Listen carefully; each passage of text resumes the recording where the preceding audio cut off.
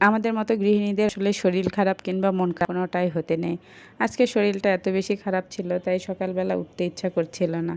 সকাল সকাল উঠিনি, যাই হোক আমার ছেলে এবং আমার বোন দুজনে মিলে সকালে খিচুড়ি বানিয়ে খেয়ে আর একটু বেলা করে উঠেই দেখি রান্নাঘরের কী অবস্থা, বেহাল অবস্থা। এটা দেখে তো আমার আরও শরীর খারাপ, মন খারাপ হয়ে যাচ্ছিল। মনে হচ্ছে যে কান্না পাচ্ছে, কেন আমাদের এমন জীবন। তবে এমন জীবন কিন্তু ভালোই লাগে, খারাপ লাগে না।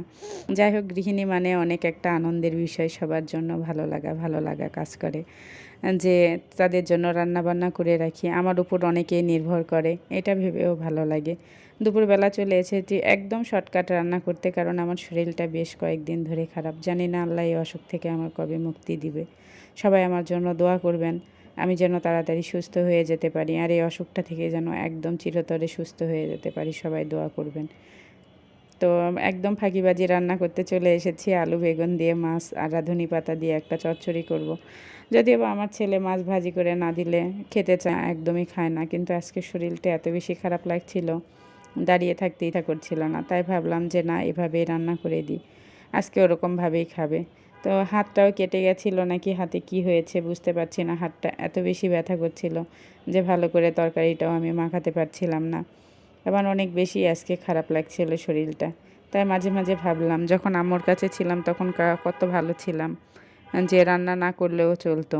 কিন্তু এখন দেখেন নিজের একটা সংসার, এখন নিজে না রান্না করলে সারাদিনে না খেয়ে থাকতে হয়, এমন অবস্থায় হয়ে গেছে।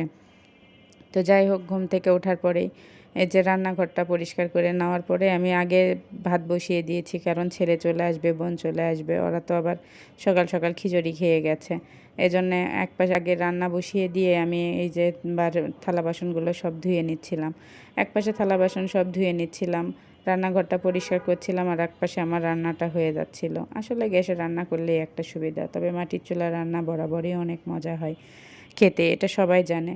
আজকে মাটির চুলায় রান্না, আমি যেহেতু শহরে থাকি, সেহেতু মাটির চুলার রান্নাটা অনেক বেশি মিস করি। আমি তো বরাবরই শহরে ছিলাম না, আমি গ্রামে থেকে মানুষ। আমি গ্রামের মধ্যবিত্ত ঘরের একটা মেয়ে, মধ্যবিত্ত ঘরের ছেলের বউ। আমি গ্রামের রান্না বাড়ি, গ্রামের পরিবেশটাই অনেক বেশি ভালোবাসি। এখানে আসতে হয়েছে ছেলের পড়াশোনার জন্য। যাই হোক, আপনাদের সঙ্গে কথা বলতে বলতে আমার দেখেন থালা বাসনগুলো সব পরিষ্কার করা হয়ে গেছে। এই পরিষ্কার করা থালা বাসন এখন র্যাকের উপরে রেখে দেবো। আর এর র্যাকের উপর রেখে তরকারিটার পাশে যাব, দেখি যে তরকারিটাও আমার রান্না করা হয়ে গেছে।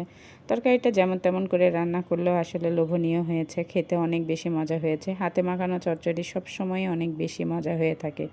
তো সবাই আমার জন্য দোয়া করবেন। আজকের ভিডিওটা এ পর্যন্তই। অবশ্যই ভিডিওটা ভালো লাগলে আমার চ্যানেলটি সাবস্ক্রাইব করবেন এবং লাইক কমেন্ট শেয়ার করে আমার পাশে থাকবেন। আসসালামু